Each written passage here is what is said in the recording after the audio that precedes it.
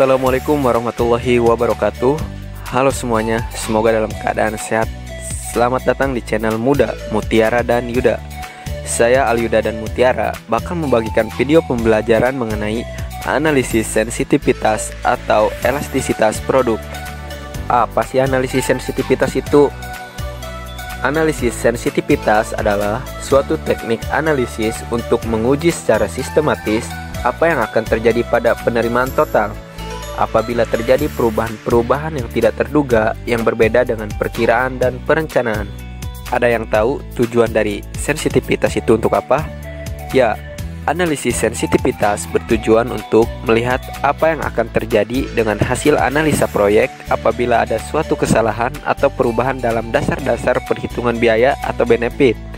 Dalam analisis sensitivitas, semua kemungkinan harus dicoba. Maksudnya setiap kali harus dianalisis kembali.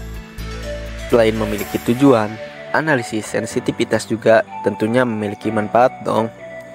What if analysis adalah model dengan ruang untuk kesalahan dan mungkin tidak sepenuhnya akurat, tetapi merupakan alat yang berharga dan banyak digunakan.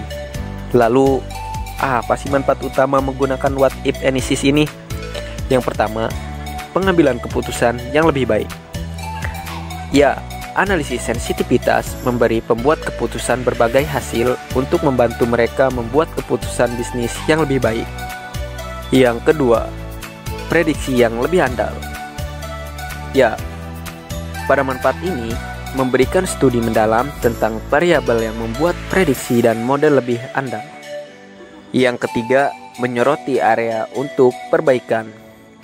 Analisis sensitivitas membantu pengambilan keputusan mengidentifikasi di mana harus melakukan perbaikan di masa depan. Yang keempat, memberikan tingkat kredibilitas yang lebih tinggi. Ya, pada manfaat ini, analisis sensitivitas menambahkan kredibilitas pada model keuangan dengan mengujinya di berbagai kemungkinan.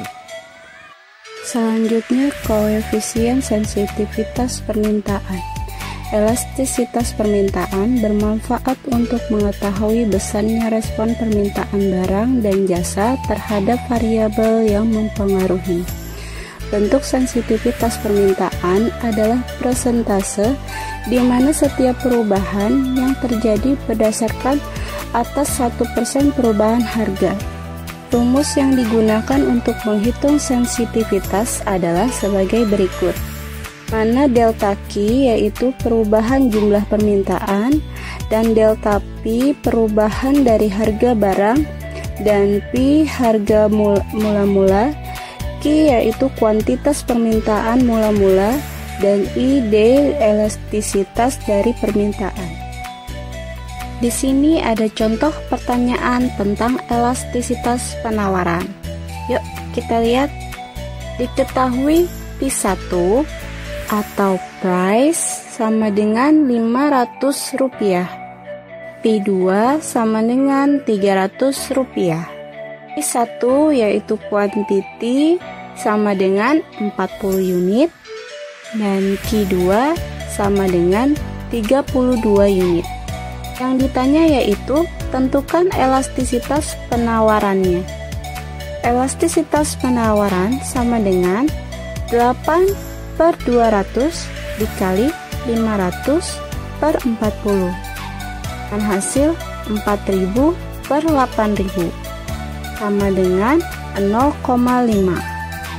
Atau juga bisa dengan rumus persen delta Q sama dengan 8/40 dikali 100% sama dengan 20%. Selanjutnya, persen delta P sama dengan 200/500 dikali 100% sama dengan 40%. Di elastisitas penawaran sama dengan 20%/40% sama dengan 0,5. Dengan hasil tersebut, keduanya sama besar, maka elastisitas penawarannya menjadi inelastis. Berikut contoh pertanyaan tentang elastisitas permintaan. Saat harganya Rp400, jumlah barang yang diminta 30 unit, maka harga turun menjadi Rp360. Kuantitas yang diminta untuk barang adalah 60 unit. Hitung koefisien elastisitasnya. Bagai berikut. Di sini ada dua cara. Cara yang pertama, ED sama dengan 30/40 dikali 400/30 sama dengan 400/40 sama dengan 10. Atau bisa juga dengan cara yang kedua. Persen delta Q sama dengan 30/30 dikali 100% sama dengan 100%. Selanjutnya persen delta P sama dengan 40/400 dikali 100% sama dengan 10%.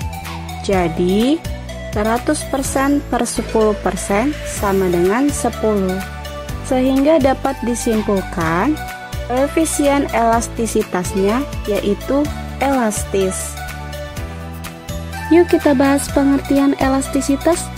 Elastisitas adalah suatu ukuran yang bersifat kuantitatif yang mengukur seberapa besar respon para pembeli dan penjual terhadap perubahan yang terjadi di pasar.